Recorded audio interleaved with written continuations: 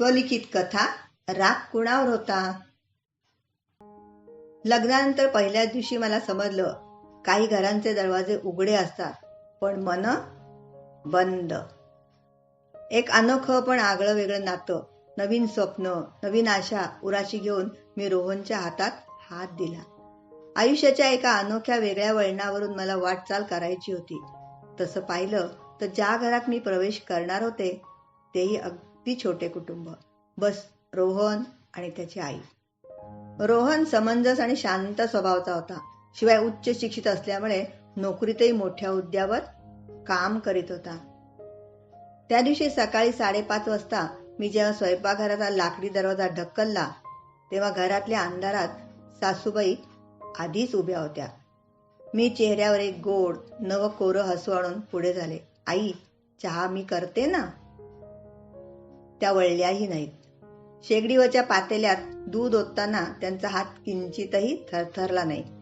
Cup आणि बशी ओट्यावर आपटत त्याने थंड स्वरात उत्तर दिलं, राहू दे. आम्हाला आमच्या पद्धतीची सवय आहे. दुसऱ्यांच्या हाताची चव सहजासहजी घशाखाली उतरणार नाही. हातातला रिकामा कप तसाच राहिला. तळहातावरचा घाम वाळला आणि एका क्षणात माझ्या तळपायाची आग मस्तकात गेली. त्या एका वाक्यात वरवर पाहता फारसं काही नव्हतं, पण पुढच्या अनेक महिन्यात मला कळलं, त्या घरातल्या प्रत्येक हवेच्या झुळकीत तू अजूनही या घरची नाहीस, परकी आहेस, हेच विष कालवलेलं होतं. मी केलेल्या भाजीला कधी मीठ जास्त वाटायचं. मी घडी घातलेल्या कपड्यांची पद्धत चुकीची ठरायची. घरात पाहुणे आले की मला न कळत हलकेच मागे सारून बेडरूम मध्ये पाठवलं जायचं. आणि सगळ्यात भयानक गोष्ट, त्या कधीच मोठ्याने ओरडल्या नाहीत. त्यांना त्याची गरजच पडली नाही. त्यांच्या शांत थंड आवाजात इतकी धार होती की प्रत्येक शब्द माझ्या मनावर ओरखडा उमटवून जायचा.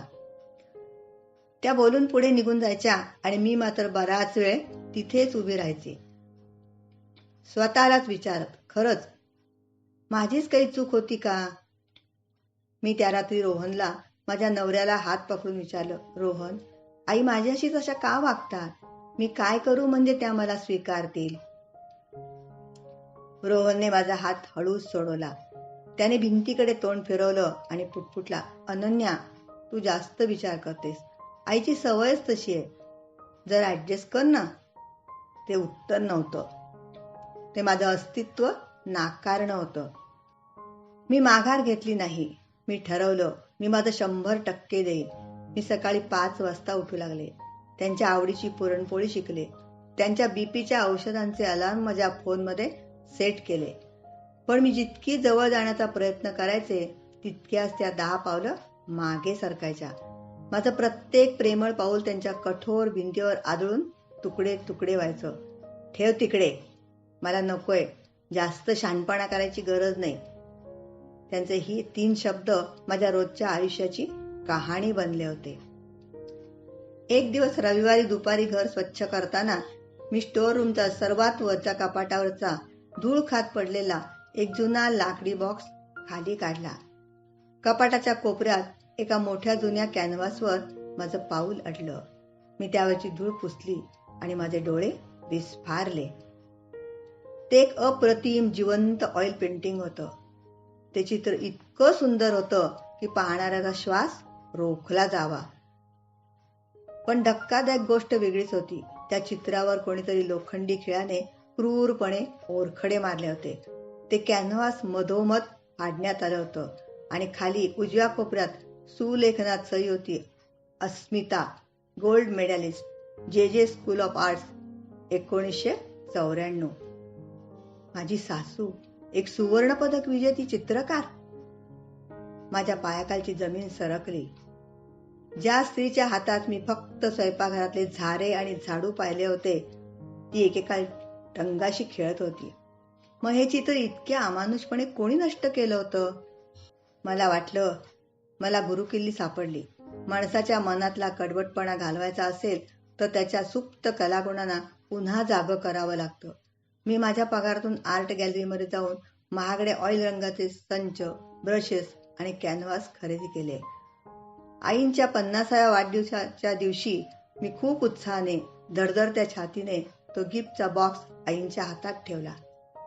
त्यावर एका कागदावर लिहिलं होतं, आई, तुमच्यातल्या कलाकाराला माझी ही छोटीशी भेट. आजपासून पुन्हा रंगवायला सुरुवात करा. रोहनने माझ्याकडे कौतुकाने पाहिलं. मला वाटलं आज ही भिंत ढासळणार. आज त्या मला जवळ घेतील. त्यांनी हळूहळू ते गिफ्ट उघडलं. आतले ब्रशेस, ते रंगांचे बँडेड डबे आणि तो शुभ्र कॅनव्हास दिसताच त्यांच्या चेहऱ्यावर आनंद उमलण्याच्या ऐवजी एक भयानक भीती आणि द्वेषाचे सावट पसरले. त्यांचा चेहरा रक्तासारखा लाल झाला. त्यांचे हात थरथरू लागले.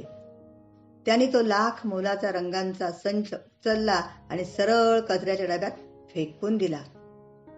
त्यांचा आवाज अख्खा घरात घुमला. तुझी लायकी आहे का ग या घरात? 2 पैसे कमावतेस म्हणून माझा भूतकाळ विकत घ्यायला निघालीस? मला शिकवायला आलीस?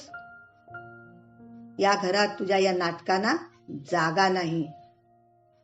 माझ्या अंगावर काटा उभा राहिला. नकळत माझी नजर रोहनकडे वळली.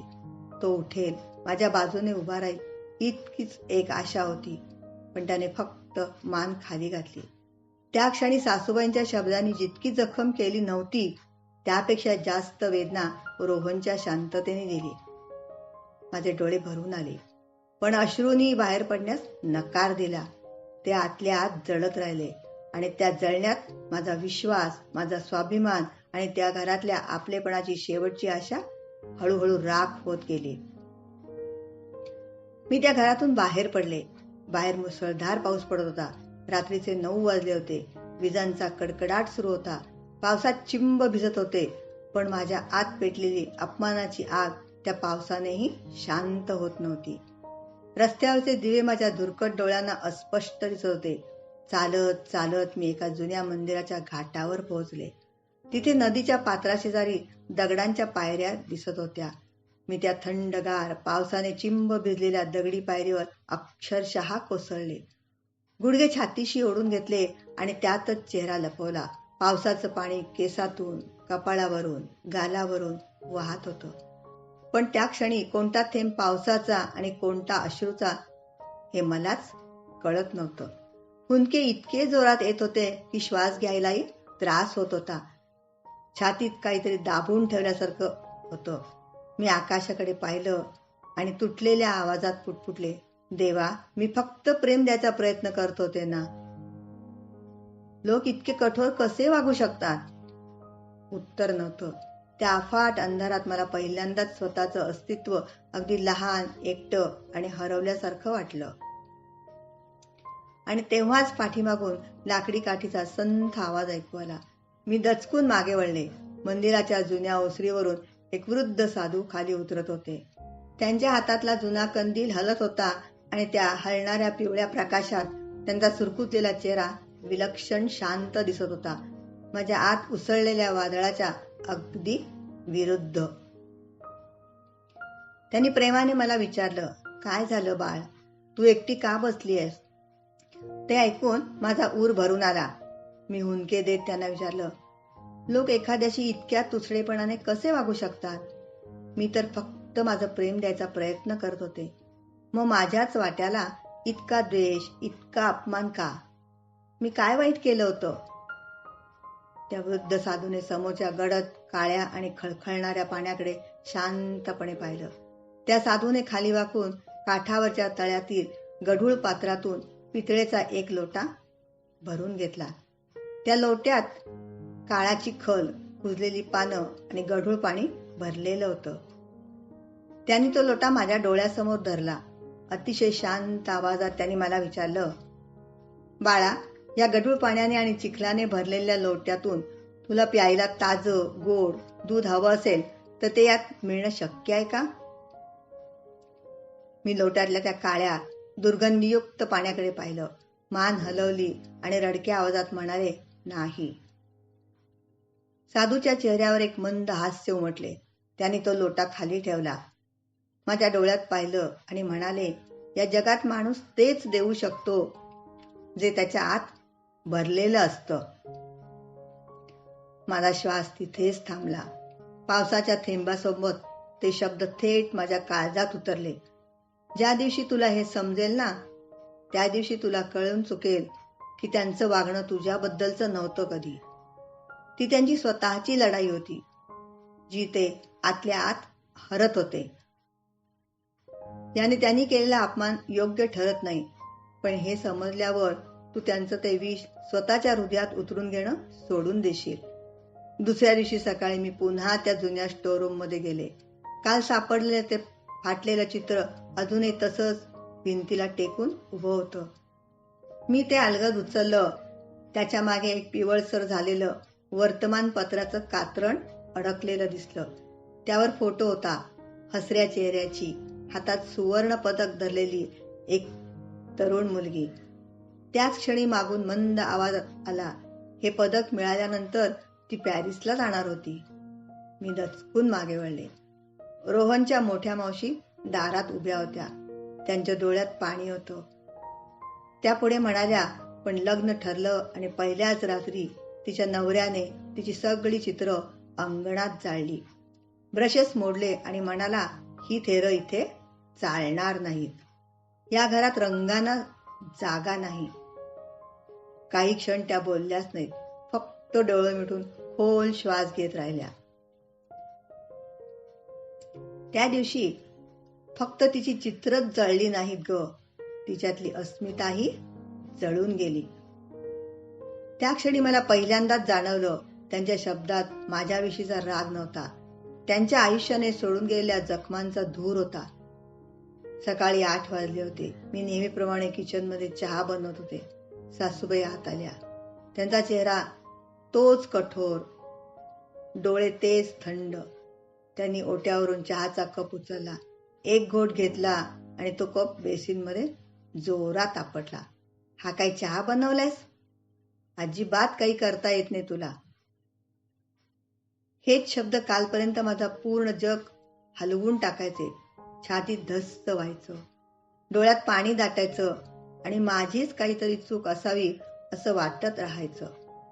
पण आज मी फक्त त्यांच्याकडे शांतपणे पाहत राहिले, कारण आज त्यांच्या आवाजातला राग ऐकू येत नव्हता. त्या रागामागे लपलेली 30 वर्षापूर्वीची वेदना, ती जळालेली राख आणि एक असहाय्य एकटी पडलेली स्त्री स्पष्ट दिसत होती. मी शांतपणे कप उचलला. त्यांच्या डोळ्यात पाहत अगदी मृदू आवाजात म्हणाले, आई, मी दुसरा चहा बनवून देते. इतकंच. ना आवाज चढला, ना डोळे भरले, ना स्वतःचं समर्थन केलं. माझ्या शांततेने पहिल्यांदाच त्यांच्या रागाला उत्तर दिलं होतं. त्या माझ्याकडे पाहत राहिला. त्यांच्या डोळ्यातला कठोरपणा क्षणभर डळमळला, जणू अनेक वर्षापासून बंद असलेला एका दाराला आतून पहिल्यांदाच कुणीतरी अलगद हात लावला होता. माझी शांतता त्यांना हादरवून गेली. त्या क्षणी माझ्याकडे त्या पाहत राहिल्या, मग हळूच मागे वळल्या. मला वाटलं नेहमीसारखंच त्या निघून जातील, पण 2 पावलं चालून त्या थांबल्या. क्षणभर डोळे मिटले आणि पुन्हा माझ्याकडे वळल्या. यावेळी त्यांच्या पावलात कठोरपणा नव्हता. त्या माझ्याजवळ आल्या आणि काहीही न बोलता माझ्या डोक्यावर हात ठेवला. तो हात थरथरत होता. बहुतेक 30 वर्षानंतर पहिल्यांदाच त्या स्पर्शात एक आई होती, एक हरवलेली कलाकार होती, एक आयुष्यभर स्वतःशीच लढत राहिलेली स्त्री होती. आणि मी पहिल्यांदाच त्या घरात सून नव्हते. मी कोणाच्या तरी न भरलेल्या जखमेवर अलगद ठेवलेला हात झाले होते. धन्यवाद.